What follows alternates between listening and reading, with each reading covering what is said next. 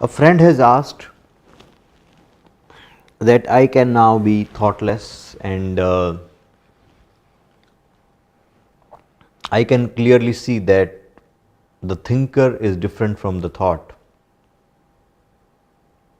That means I can watch my thought, I can observe my thought, and it's a big achievement to even understand the first step, that you and thoughts are different. You are observer of the thoughts. You are not your mind, but you are observer of your mind. How you can say that? Simply because you know your thoughts. When you know your thoughts, that means you experience your thoughts. That means the experiencer is one step behind the thoughts. The thoughts are contained in the experiencer. You are saying that I can observe my thoughts, and that's why I am feeling this peace and happiness. That's very good for you. Congratulations. Now the questions that you have asked is, how I can be permanently at peace? It's very important for you to understand that although you can see that thoughts appear and thoughts dissolve, but still there is the thinker. Who is this thinker?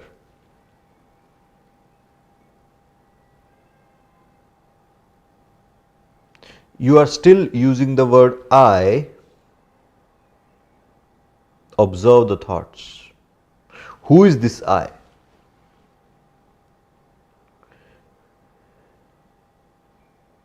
You are on absolutely right track, because winning your mind, to be free from the clutches of your mind, it's very, very important for any spiritual aspirant. Very, very important. But once you have done that, once you are at peace, once the mind does not affect you anymore, once you are at peace with yourself, you want to know more things. Somewhere you feel that there is a journey, there is something more to be done. So first thing I would advise you to do is, don't lose this thoughtlessness. Be immersed in this space of thoughtlessness.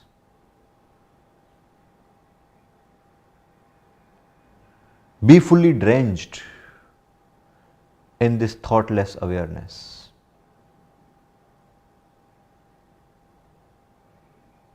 Naturally, sometimes your mind will come back and forth. It may ask you, what is the purpose of doing all of this? It may ask you what you have achieved through it. It may tell you that it is affecting your work, your family, your money that you are making. For example, when you become thoughtless and when you are not in control of your mind, you will become a better person. You will not cheat your customers the way you used. I am not saying that you used to cheat, but the way any businessman works, you will not work like that.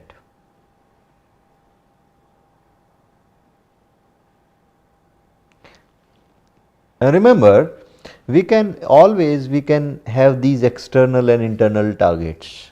There is nothing wrong with that. Anyone can have this. For example, I also do a job. I engage with my employees. That never affected the internal journey. In fact, the internal journey helps you in your external journey or your targets. Always, always helps. This is my own experience. When you are making this internal journey and you are growing in consciousness, awareness, automatically you will find things around you will start changing and they will take you in right direction. But you still have to be there as an observer. Don't make up another ego that I did this, I achieved this. No. I was there thoughtless and something beautiful is happening around me.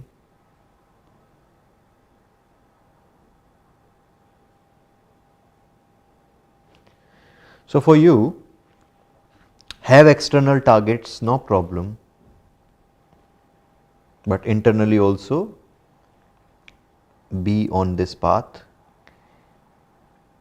Keep yourself on this journey, and you will realize that automatically external situations will start improving, they will start favoring you. Sometimes you will feel that the situations are not favoring, but for in long term they will be good for you. Because many times we don't understand what the consciousness, the ultimate self wants, which is better for us, and we don't realize that. So going back to your question, what I should do or how I can be permanently in this space of silence, undisturbed. The path that you are following, we call it Shaktopaya. Shaktopaya means when you keep your attention between two thoughts.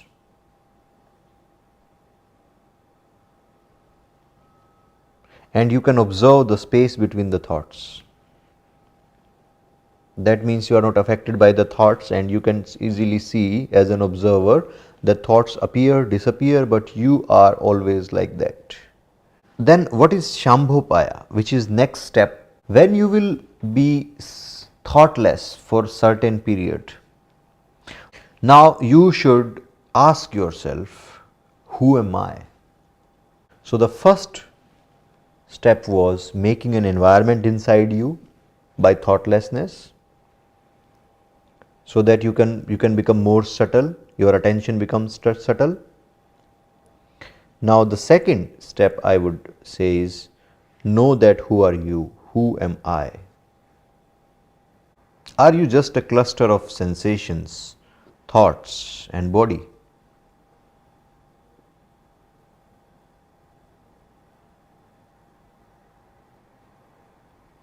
Just observe that during all the three states of wakefulness, dreaming and deep sleep, the content of these three states is continuously changing.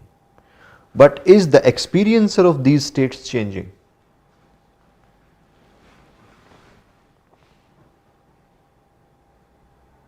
Who is present in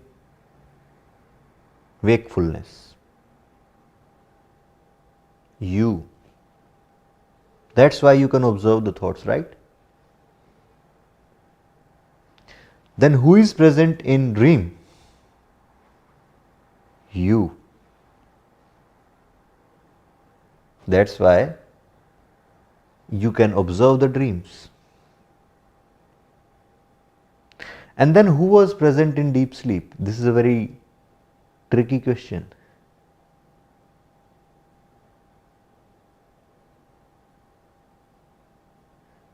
When you wake up in the morning, who says that it was a great night, I slept really well? Who gets up in the morning? In the deep sleep, even the I dissolved into something bigger. Find out in your own experience, who are you? I don't wish to answer this question for you, because if I answer, then your journey won't be that great. There is no fun. It should come from deep inside you, from your heart. Every pore of your body, every cell of your brain, every thought inside you should be convinced with the answer who you are. Right now, for most of us, we take ourselves as body or mind. Then many are confused, they even don't know. Sometimes they feel that I am the body and mind, and sometimes they feel I am something else. The best stand in this case is you say, I don't know, but I will find out. I don't know who am I. Let's find out. So there are two ways of approaching this question. One is the negative way, where we exclude everything which you are not. So it is a path of exclusion. Neti Neti. I have seen this body growing since my childhood. The body is changing. So I cannot be the body. The body is changing, but are you changing? No. You are the same observer which observed this body when you were 5-year-old. You observed this body when you were 15-year-old, and you observed this body when you were 30-year-old. The observer did not grow with the body. The body only grew. Same way you are observing the mind, but you are not changing with the mind. Mind is changing continuously. One thought, another thought, another thought. Your personality is changing. You become mature with time. All the circumstances around your life are changing. But who is not changing? The experiencer of all these circumstances and situations, which you call the I. This I is not changing. Everything else is changing. This is the negative way, or the method of exclusion. Now you will find that there are two I's now. One I is the external I, which you think I am. This we call individual I. And then the second I is a universal I, which you join when you sleep. In your deep sleep, you meet that universal I. Another method is method of inclusion, which we use in Shaivism. And this method is everything is me. This method is one step higher than the method of exclusion. The purpose of method of exclusion is to bring you towards method of inclusion. In Kashmir Shaivism, they say that because of lack of grace, somehow some few people they have more grace, and it's very scientific way. Because of our previous lifetimes and the journey that you are on to with this form, previous conditions of your life, few people they receive more grace. So for them it's very easy to walk on the method of inclusion, but you have to slowly develop from method of exclusion, then coming to the method of inclusion. There you realize that everything is you. Simple way of understanding it is, anything that appears in your life, anything that you have ever experienced or you will ever experience, all experiences are made up of these 6 building blocks. What are these blocks? Sight, sound, touch, smell, taste and thought.